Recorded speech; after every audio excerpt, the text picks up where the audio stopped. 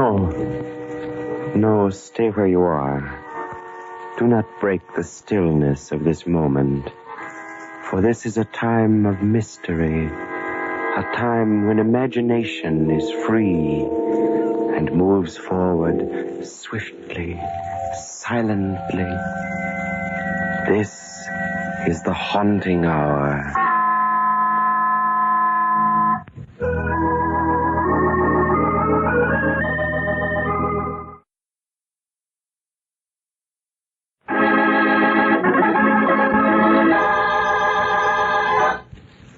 Breakdown.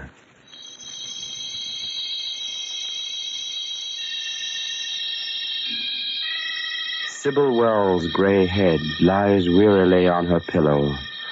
Her eyelids are closed, as if it were too great an effort to lift them. She can hear Dr. Adams and her nurse talking, but they seem distant, remote, much farther away than the thoughts in her own brain. She'll be all right now, nurse. Just give her this every hour. Very well, Dr. Adams. It's amazing she's pulled through, isn't it? I've been ill. Very ill. For how long, I could not even guess. It was a close call, but then she's always had a good constitution. I've known her for many years. Since I was 20. Since before it happened to Father. No, it's not her physical health that worries me. She's always been high-strung, nervous, like her father was.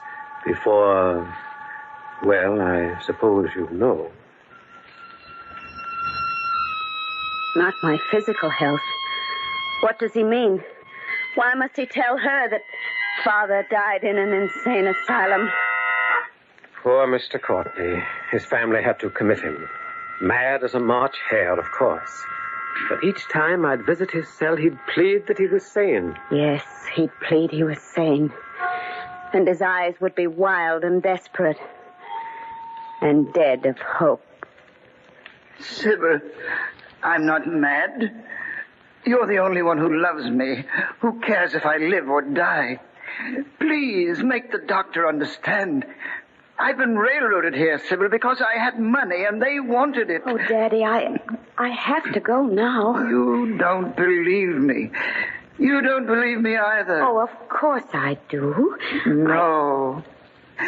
Oh, Lord, if you could only know how it feels to live among these dead and be considered one. Oh, Daddy, please, please. I must go now. Goodbye. Oh, Sybil.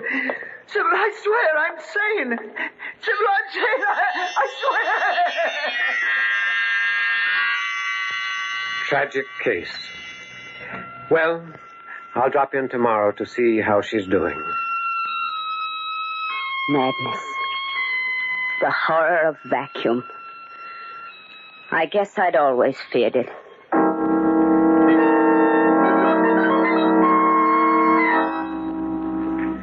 I was sitting up in bed now. Except for the weakness, I could hardly recall that I'd been ill. Good morning, Nurse Curran. Good morning, Mrs. Wells. I'll take that breakfast tray. And I think you're well enough to have the morning paper if you wish. Oh, thank you, thank you. I haven't seen one for weeks.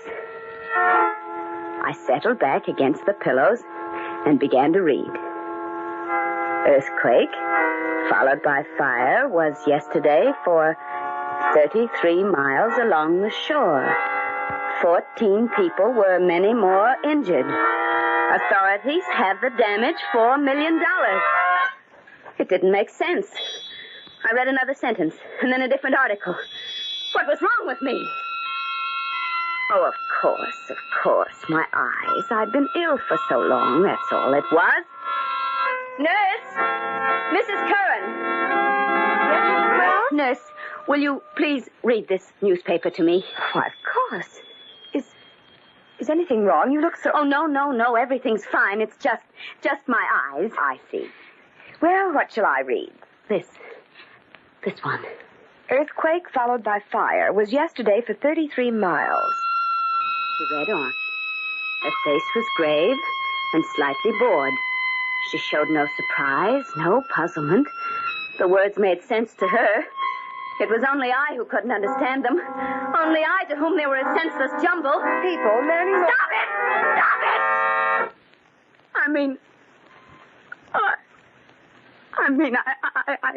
I don't want to hear anymore.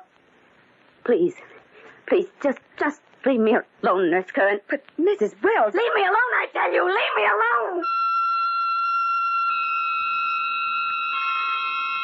That was the first discrepancy in my mind.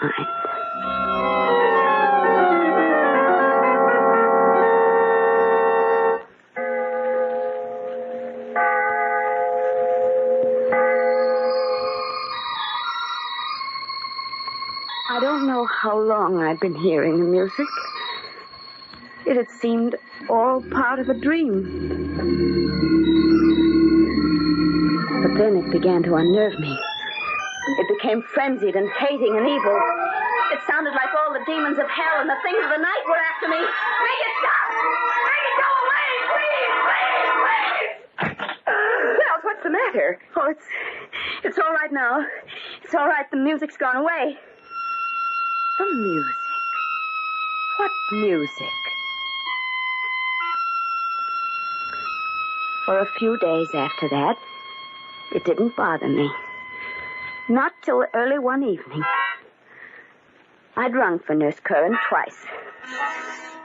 Where was she? I was very angry.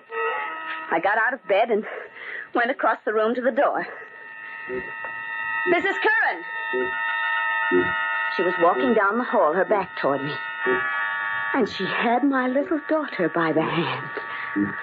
Elsie, my baby. Her sailor hat was bobbing over her curls as she skipped. She had on a blue flouncy dress and the long white stockings and Mary Jane she loved to wear. Elsie! Elsie, darling! Mrs. Curran! Mrs. Curran! Why didn't they stop? They walked right on as if I hadn't spoken. Nurse! They turned the corner, then out of my sight. I began to run. Do you hear me? Stop, Mrs. Curran. I want to talk to you. Why, whatever is the matter, Mrs. Wells? Where's Elsie? Elsie? Yes, my daughter. I saw you walking down the hall with her, and then you turned this corner, and now she's gone. Where is she? I assure you, Mrs. Wells, I was with no one. As a matter of fact, I didn't know you have a daughter. Oh. Well, I haven't anymore. She was drowned with her father 20 years ago.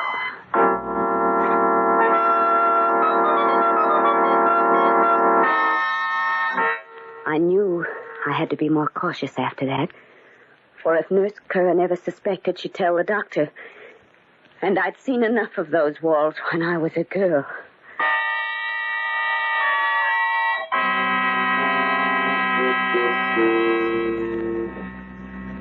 Well, how are you, Sybil? How does it feel to be downstairs for dinner? Oh, if you're ready to eat, I'll start serving. Why, Mrs. Curran, you needn't do that. Where's Mary? Well, there wasn't much for her to do with you ill, Mrs. Wells, so when she asked to visit her sister for a few weeks, I didn't want to disturb you with details. Oh, I see. That's all right, Mrs. Curran. Then I'll get the soup. Sybil, I've been worried about you. Worried? Really? You're not recuperating as quickly as you should. And, well, Curran's been telling me things Yes. What has she said? Oh, nothing much, really, but perhaps you're a bit more ill than we thought. So she had noticed. I must be careful, very careful. Whatever happens, I must never let them send me there. I said, will you have your soup, Mrs. Wells? Oh, yes, please. And you, Doctor? Yes, thank you. I took my first spoonful and could barely swallow it. The soup tasted far too salty. I was about to remark as much to the doctor when he said... Delicious soup, Sybil. Delicious. Oh, of course, George. Of course.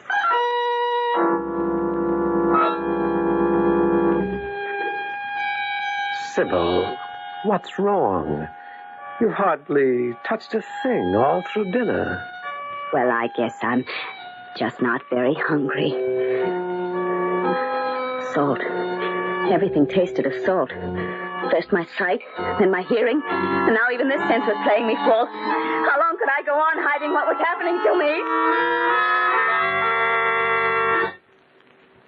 I think I should have resigned myself to insanity. If the very next afternoon I hadn't wakened early from my nap. I wanted some warm milk, and when Mrs. Curran didn't answer my ring, I went down to the kitchen myself. Nurse Curran, is that you? Oh, it was a child. A little blonde girl who greatly resembled my daughter. She was playing with a toy tea set. Mother isn't here right now. She's gone to the village for some groceries. Would you like to have tea with me? It's only make-believe, of course. Mrs. Curran is your mother? Yes, I'm Jean. She never told me she had a daughter, nor that the child was living in my house with her. Here's your tea. Sugar or cream? Oh, I forgot. You only take salt in your food. I only take salt. What do you mean, dear? I don't quite understand. Oh, my mother explained to me. I asked her why she put so much salt in everything she brought you to eat last night. And that's what she said, that you only take salt in your food. Jeannie, are you sure of that? Yes, of course. I know who you are. You're Mrs. Wells, the funny lady we had to play a game with. What kind of a game, Jeannie? Well, dressing me in those funny clothes Mother found in the attic. And not looking around when you called to us. And then, when we turned the corner, I had to pop right into the linen closet and not make a sound until Mother called. It was like hide and seek. Only you didn't find me.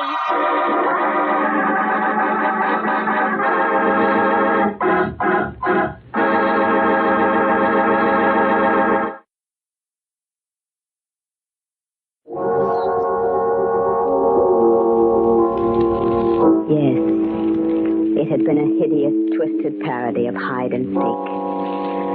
But at last I knew I was not going mad. I had been terrified, blundering in the dark against an unknown opponent.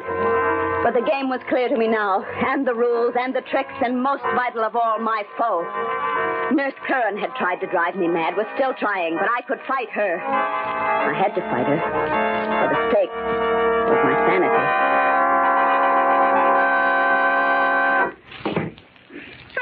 Mommy now. Now, Jeannie, listen to me. Your mother mustn't know I was down here talking to you. Why, Mrs. Wells? Why shouldn't I tell her? Why, Mrs. Wells? Why shouldn't I tell her? Well, it's a game, Jeannie. It's like that hide and seek we played, remember? Please promise you won't say anything about my seeing you this afternoon. I promise. I promise, Mrs. Wells.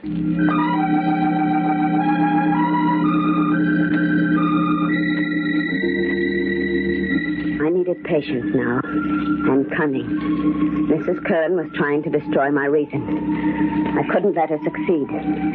But I needed definite evidence. And then one day, a letter came. A letter? From me, Mrs. Curran? Yes, it's postmarked New York City. Well, now, who would be writing me from there?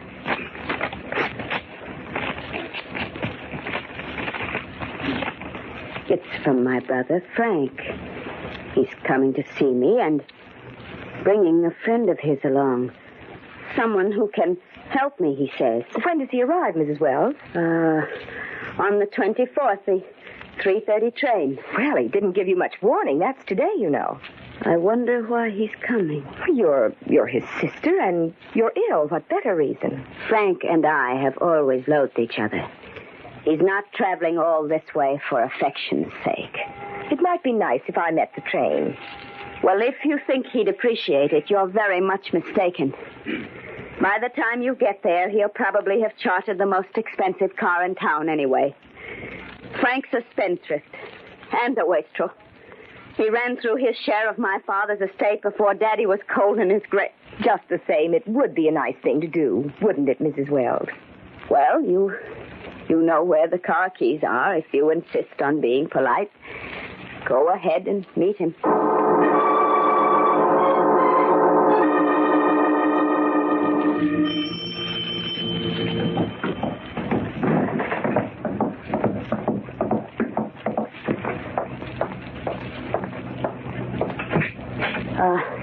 Yes? Special delivery for Mrs. Agnes Curran. That's your nurse, ain't it, Miss Wells? Oh, yes, it is. I'll take it, Postman. She's not in right now. I'm awfully sorry this is late, ma'am. But you see, one of our sorters put it in the regular mail route bag, and I only just discovered it. Oh, I don't suppose there's any great harm done. Oh, well, thank you. I hope not. Well, goodbye, ma'am. Goodbye. I shut the door quickly and stood turning the letter over in my hands, for I had suddenly recognized the writing on the envelope. It was Frank's. And how could he know the name of my private nurse unless they knew each other? George hadn't corresponded with him, I was sure. He was aware of the hatred between us. I quickly ripped the envelope. Dear Agnes, just a line to let you know of Jean's safe arrival. I think your fears that Sybil saw her and suspects you are groundless, but perhaps it is safest this way. I feel sure that by this time my dear sister has passed, or at any rate is near, the breaking point. I'm coming down next Thursday and will bring a specialist with me. I am certain that when she tells him of her hallucinations, shall we call them, he will have no hesitancy in declaring her insane. There it was. The whole fiendish scheme. I held all the proof I needed right in my hand. I called George and asked him to come over as quickly as he could. And then I'd barely gotten upstairs when I heard the front door open. Sybil! Sybil! Please, Mr. Courtney, she may have fallen asleep. She's still rather weak, you know. Of course. I understand. If you and Dr. Randall will make yourselves comfortable, I'll go upstairs and see how she is. Splendid idea, nurse. Mrs. Kern, wasn't it? Yes, sir. If only George would come. Now the showdown was at hand, I was frightened. The nearer she came, the more frantically my heart beat. These next few minutes would decide so much for me. And I was alone. I felt sick with terror at having to face Mrs. Curran without George's comforting presence to reassure me, to make me know that everything would be all right. Because if I played my hand wrong now, if I couldn't convince the specialist of my sanity, I might never spend another night in this house. Oh, I'm sorry. Did I startle you, Mrs. Wells? Well, I didn't hear you come in. Your brother and Dr. Randall are in the parlor. Oh, yes. Well, don't you want to come down and see them? We're not leaving this room just yet, Nurse Curran. Not until we settle a few things. But I don't understand. Is there anything wrong, Mrs. Wells? No. I'm just curious. Where did you have that trick newspaper printed? What? And how did you manage the music that night? Was it a phonograph record played from your room directly into the ventilator? I don't get what you're talking about. Oh, yes, you do. I've known for almost a week what you were up to, young lady. But I wasn't sure just why you were doing it or who was behind you. I am now. You're crazy. I felt it all along. You're mad. Oh, no, my dear. That was your aim, but you didn't succeed. You see this letter? The same stationery as the one I received today. The same handwriting, too. But this was written to you, Mrs. Curran. Fortunately, it wasn't delivered till after you'd left the house. Give me that. Oh,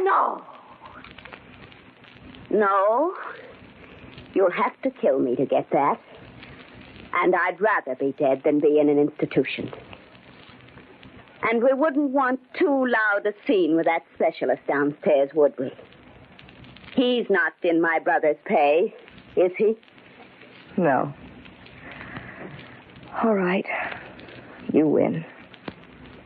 I was working for Frank. He promised me a share in the estate. Why, I can't believe it. I simply can't believe it. George. Oh, thank heaven.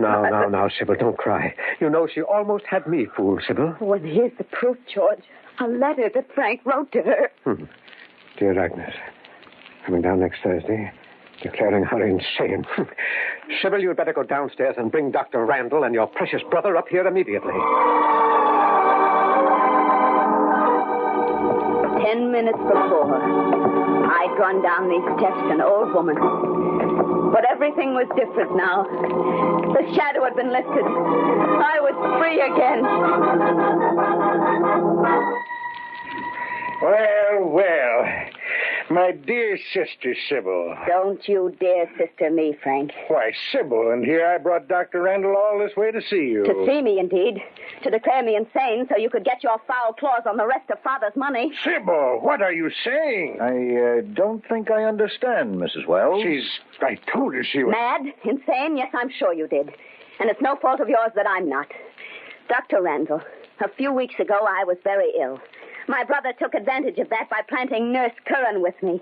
She took all her orders from him, and those orders were to drive me insane. Oh, I never heard of such a thing. I hadn't realized she was quite so badly off as this, Randall. Oh, there's no use your blustering anymore, Frank. George Adams has written proof upstairs.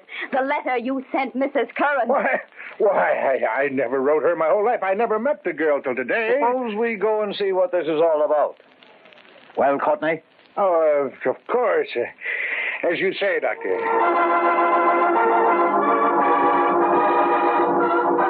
Frank's face was gray. Perspiration beaded his brow as we went back up to my bedroom. George and Mrs. Curran were standing by the window quietly when I opened the door. Here they are, George. Yes. Thank you, Sybil. Well, aren't you going to show Dr. Randall the letter? What letter, Sybil? The one Frank wrote Mrs. Curran. The one There isn't any letter, Sybil. But I gave it to you just before I went downstairs. Mrs. Wells told me she had definite proof that Mr. Courtney was planning to railroad her. It's terrible how convincing they can be. Isn't it, Randall? How very convincing. I see. George! George! I could hardly bear to recognize those first signs, Dr. Randall. I've known Sybil for 30 years. She was very dear to me. What did you do with it? Is it burned or torn into little pieces in your pocket, George? Where's that letter? But I'm too much of a physician to blind myself to facts. She'll be happy. Behind those walls, George, those walls where you and Frank put my father. Come, Mrs. Wells, you'd better come with me. No, you can't believe them. They're lying. No, please, no. You'd better take her right to the sanitarium. It's not safe to keep her here another day. Yes, I'm afraid you're right. I'll help you with her. We can use my car. Don't touch me, George. Don't you come near me. Get your hands off me. Adams, let her go. You seem to excite her unduly. Now, please, Mrs. Wells, take my arm. You know we want to do what is best for you. Dr. Randall, please, I swear this on my eternal soul. There was a letter. It was special delivery written by my brother Frank to Nurse Curran. I wish I could believe you, Mrs. Wells. Watch your step, Sybil. Don't be so solicitous, George. I'd rather you kill me than betray me as you have. If there were one shred of evidence on your side, Mrs. Wells, one slightest bit of proof. Oh, say, I beg your pardon, Miss Wells. I had to come all the way back again. I forgot to have you sign this slip on that special delivery for Mrs. Curran. Adams, give me those car keys. And turn around. We're going back into that house. I think we've got a few things to discuss.